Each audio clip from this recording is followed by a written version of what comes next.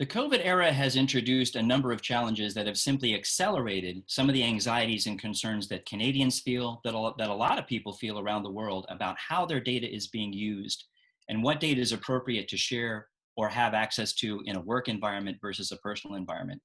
You're going to see in the months to come a lot of changes happening around you. In Canada, for example, there's a renewed energy at looking at the laws and regulations that protect Canadians, both in an individual personal context as well as in a working context. The National Privacy Law of Canada, the Personal Information Protection and Electronic Documents Act, or PIPEDA, will undergo a significant reform soon in Parliament, where they'll re-examine some of the areas where it's not addressing. And by the way, PIPEDA does actually not presently address employee or employment privacy concerns, nor does it address things like privacy abuses by political organizations.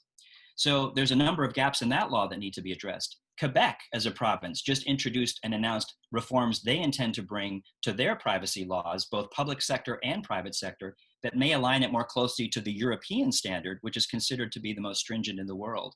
And right there in Ontario, there was a recent announcement that Ontario will soon consider its first ever private sector privacy law.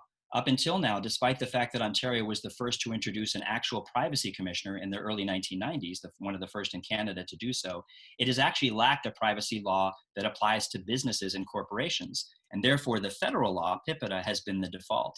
But now you're going to see Ontario take up a serious effort to have a privacy law of its own.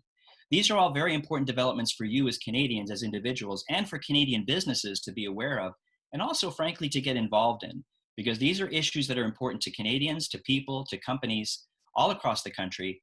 They each should have a voice in that process, and you can get involved in that process, but be aware that this is happening and protections are available to you, both legally and practically.